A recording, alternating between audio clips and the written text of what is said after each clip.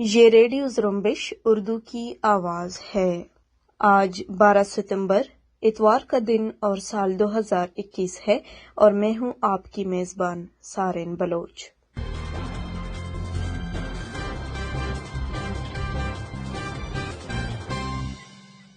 Radio Zrumbesh کے آج کے نیوز بلیٹن میں بلوچستان سمیت علاقائی عالمی خبریں شامل ہیں۔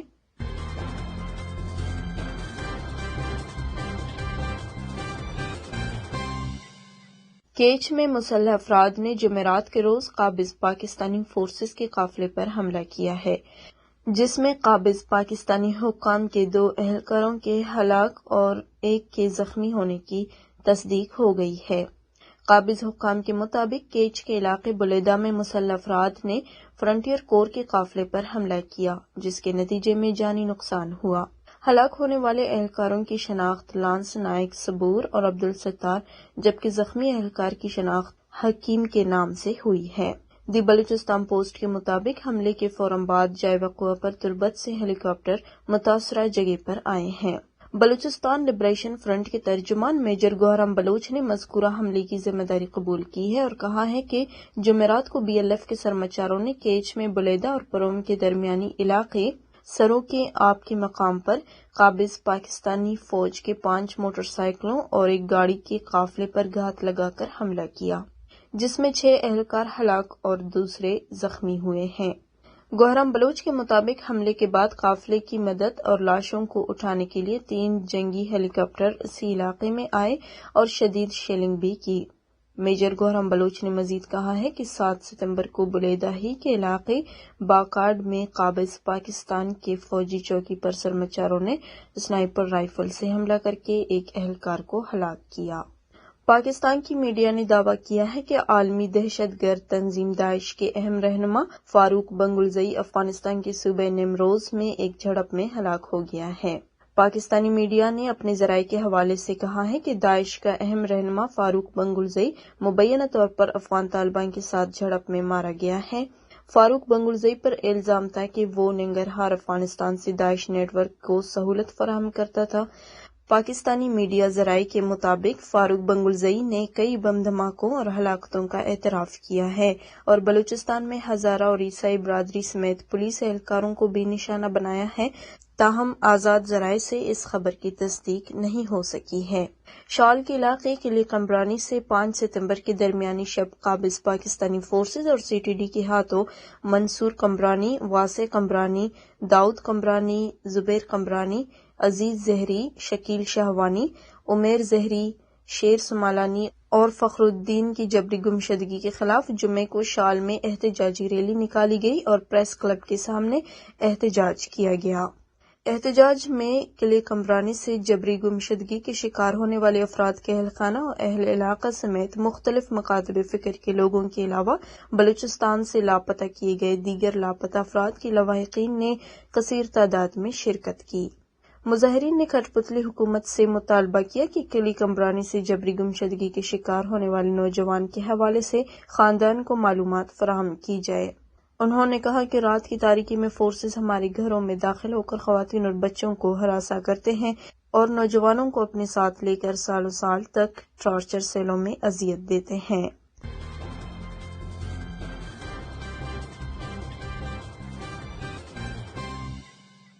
بلوچ اسٹوڈنٹس آرگنائزیشن کے زیر اہتمام MDCAT طلباء کے ساتھ اظہار یکجہتی اور کوئٹہ میں طلباء پر پولیس تشدد اور PMC کی ناروا پالیسیوں کے خلاف تربت پریس کلب کے سامنے احتجاجی مظاہرہ کیا گیا۔ احتجاجی مظاہرے سے BSO کے مرکزی کمیٹی کے رکن خلیفہ برکت، تربت سول سوسائٹی کے رہنما گلزار دوست سمیت دیگر نے خطاب کرتے ہوئے کہا کہ بلوچستان حکومت کی ایما پر کوئٹہ میں پرامن احتجاجی طلباء پر تشدد کر کے ان کو گرفتار کیا گیا، جو شرمناک اور غیر قانونی عمل ہے۔ انہوں نے کہا کہ طلباء و طالبات BMC کے آن لائن انٹری ٹیسٹ میں ہونے والی بے ضابطگیوں کے خلاف پرامن ہو کر احتجاج کر رہے تھے، مگر ان پر بے جا تشدد کر کے انہیں گرفتار کیا گیا۔ انہوں نے کہا کہ جمہوریت کے علمبردار بلوچ طلباء کے جمہوری جدوجہد سے بھی خائف ہیں، بلوچ عوام کے سیاسی، معاشی اور معاشرتی مسائل کے ساتھ تعلیمی حق پر آواز دبانا چاہتے ہیں۔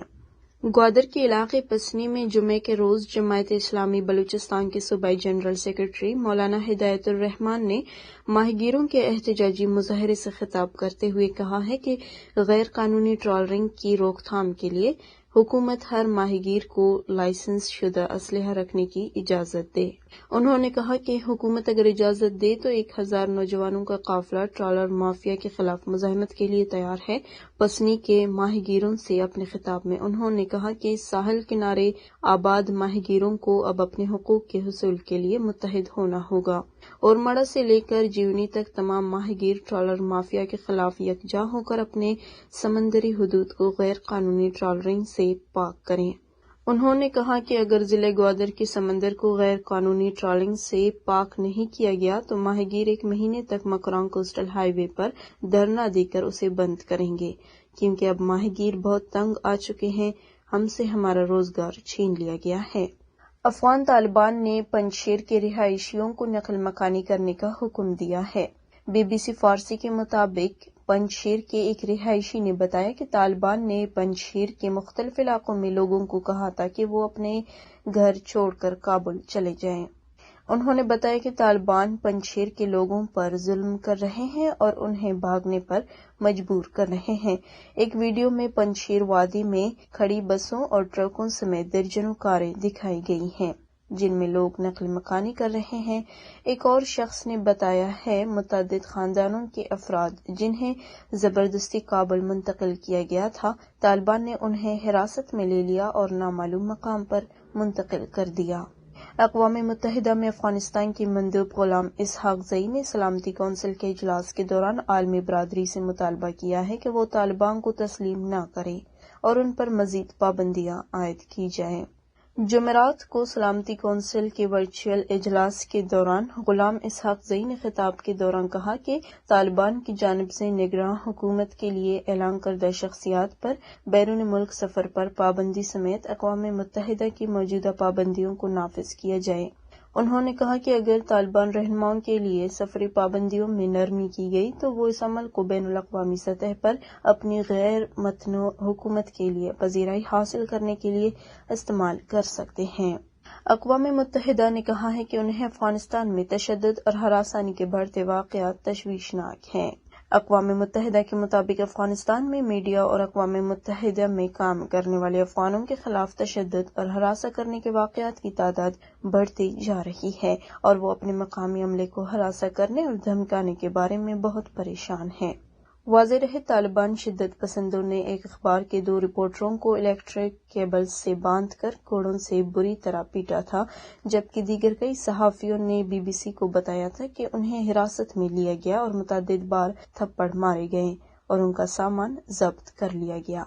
پاکستان کے شہر راولپنڈی کے علاقے فتح جنگ میں نامعلوم مسلح افراد کی فائرنگ سے 2 موٹر وے پولیس کے ایڈیشنل IG شدید زخمی جبکہ ان کے بھائی ہلاک ہو گئے ہیں۔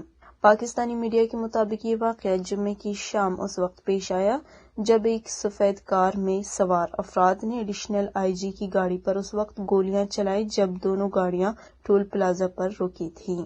BBC کے مطابق مقامی پولیس نے کہا ہے کہ ایڈیشنل IG سجاد افضل آفریدی نے اپنے چھوٹے بھائی نعمان کے ہمراہ ویکینڈ پر اپنے گھر جا رہے تھے کہ انہیں نشانہ بنایا گیا۔ دوسری طرف بندوبست پاکستان کے PK کے علاقے کوہاٹ افغان مہاجر کیمپ میں فائرنگ سے 4 افراد ہلاک ہو گئے۔ پولیس کے مطابق فائرنگ کا واقعہ جائیداد کے تنازع پر پیش آیا جس کے نتیجے میں 4 افراد موقع پر مارے گئے۔ فائرنگ سے 3 افراد زخمی بھی ہوئے ہیں۔ الیکشن کمیشن آف پاکستان نے ایک خط کے ذریعے پاکستان میں مجوزہ انتخابی ترامیم پر سینٹ کے قائمہ کمیٹی کو تحفظات سے آگاہ کر دیا ہے۔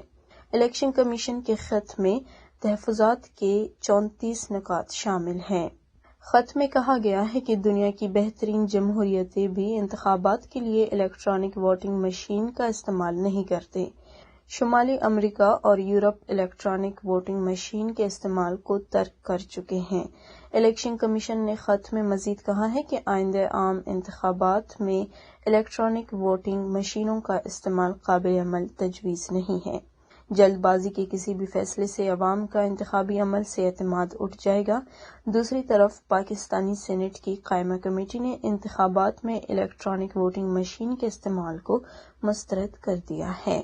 اسرائیلی وزیر اعظم نفتالی بینٹ نے جمعے کے روز بین الاقوامی ایٹمی توانائی ایجنسی کی رپورٹ کے بعد ایران کے خلاف طاقت کے استعمال کی دھمکی دی ہے۔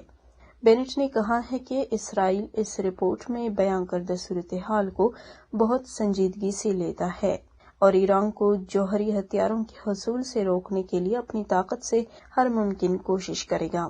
انہوں نے مزید کہا کہ ایران دنیا سے جھوٹ بولتا رہتا ہے اور ایٹمی ہتھیار تیار کرنے کے پروگرام کو فروغ دیتا ہے، جبکہ اپنی بین الاقوامی ذمہ داریوں سے انکار کرتا ہے۔ واضح رہے، IAEA کی اس رپورٹ میں کہا گیا ہے کہ ایران کے پاس ممکنہ طور پر جوہری ہتھیار ہو سکتے ہیں۔ شام کے صوبے ادلب کے شمال میں ترک فوج کی ایک گاڑی کے نزدیک دھماکہ خیز مواد پھٹنے سے 6 ترک فوجی ہلاک و زخمی ہو گئے ہیں۔ زخمیوں کو فوری طور پر ایمبولینس کے ذریعے باب الہوی کی سرحدی گزرگاہ تک پہنچایا گیا ہے۔ وہاں سے فوجی ہیلی کاپٹر کے ذریعے زخمیوں کو ترکی منتقل کیا گیا۔ دوسری طرف نامعلوم مسلح افراد نے ہفتے کو صبح ادلب کے جنوب میں واقع قصبے بلیون میں ترکی کی فوج کے ایک اڈے کو RPG گرینیڈز کے ذریعے نشانہ بنایا، جس میں کوئی زخمی نہیں ہوا۔ اسرائیلی حکام نے جبل طور میں واقع جلبو جیل سے فرار ہونے والے 2 مزید قیدیوں کو گرفتار کر لیا ہے، جن کے نام زکریہ الزبیدی اور محمد العارضہ ہیں۔ دونوں قیدیوں کو بیت المقدس کے نزدیک جبل طور کے علاقے سے پکڑا گیا۔ اسرائیلی پولیس کا کہنا ہے کہ کچھ عرصہ قبل 2 قیدیوں کو گرفتار کر لیا گیا، جبکہ وہ ٹرکوں کے ایک گیراج میں چھپے ہوئے تھے۔ اس طرح جیل سے فرار ہونے والے 6 قیدیوں میں سے 4 کو دوبارہ حراست میں لیا جا چکا ہے۔ دوسری طرف اسرائیلی فوج کے عسکری ترجمان نے ہفتے کو بتایا ہے کہ اسرائیلی لڑاکا طیاروں نے غزہ کی پٹی میں حماس تنظیم کے ٹھکانوں کو نشانہ بنایا۔ یہ کارروائی جمعے کی شب اسرائیل کی جانب داغے جانے والے راکٹوں کے جواب میں کی گئی۔